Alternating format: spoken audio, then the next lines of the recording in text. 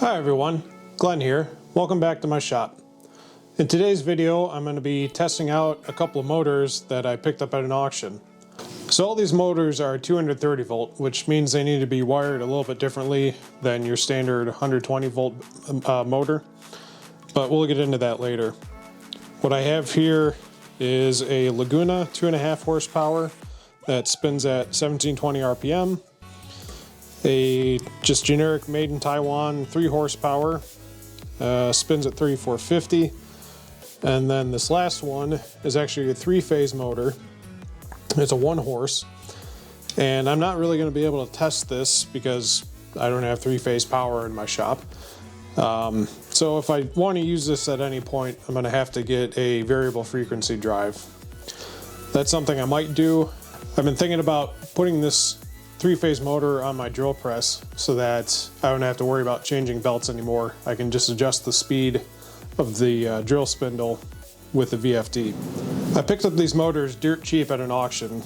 They were each only $4. I suspect that's because this auction was held out in the middle of the countryside and it was probably 98% Amish and only a few people there, including myself, who actually use electricity. So the Amish would have no need for a motor, and they just weren't interested in buying them.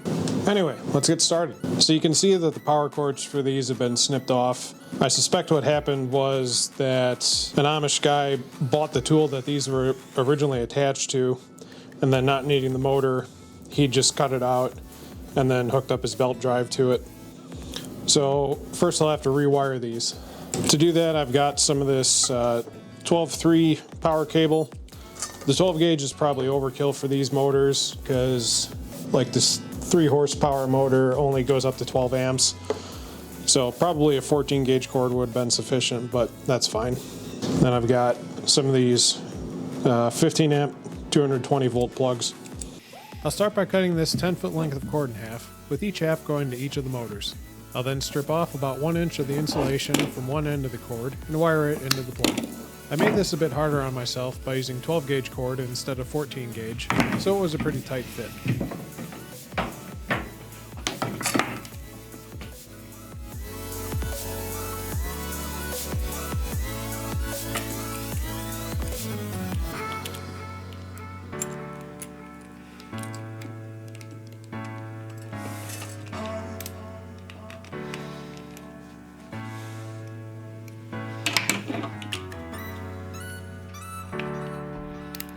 The old wire goes through this strain relief connector, which I'll reuse.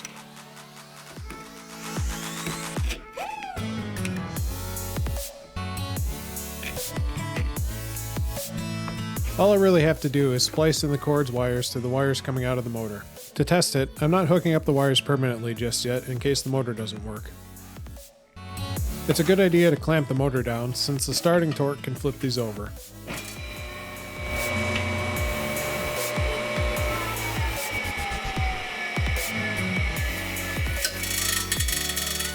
The motor works, but the cooling fan is rubbing on the housing.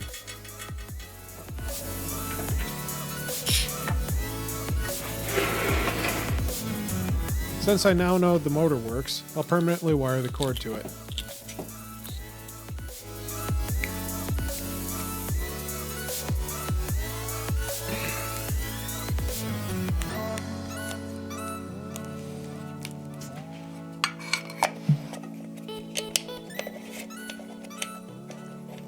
With that done, I took the fan cover off and adjusted the location of the fan for clearance.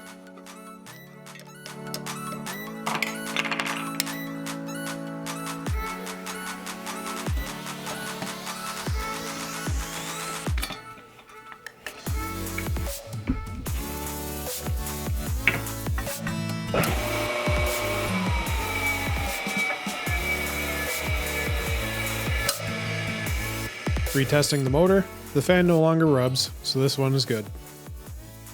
I'll save you rewiring the Laguna motor, but thankfully that one works too.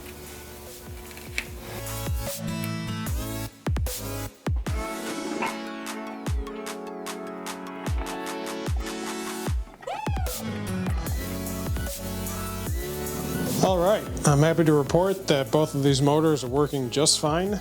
The only problem is the spin is exactly the reverse of what I want it to be for what I intend to use these motors for. This big 3-horse motor, I think I'm going to replace the motor in my Harbor Freight dust collector with this one because it's more powerful. And after I put the new impeller on the dust collector, I'm kind of worried about burning that motor out. And also that thing draws a ton of current when it's in 120 volt. This one being in 230 volt is only going to draw 12 amps, which shouldn't be any issue for the 20 amp service I have running to it. Now this 2.5 horse Laguna, I think I'm going to make a 12-inch disc sander with it. The rotation of this motor is clockwise facing you, which is reverse of how they normally are. Normally they're turning this way so that when the disc spins, it's pushing the work down on this side. For this bigger motor, it actually spins counterclockwise facing you, which is reverse of the way that the impeller on the dust collector needs to go. So it looks like I'm gonna have to look into how to reverse the polarity of these motors to get them to spin the other direction. But anyway, I got 2 big motors that are working for almost free. I mean, $4 a motor, you can't really beat that. And I'm looking forward to putting them into use one of these days.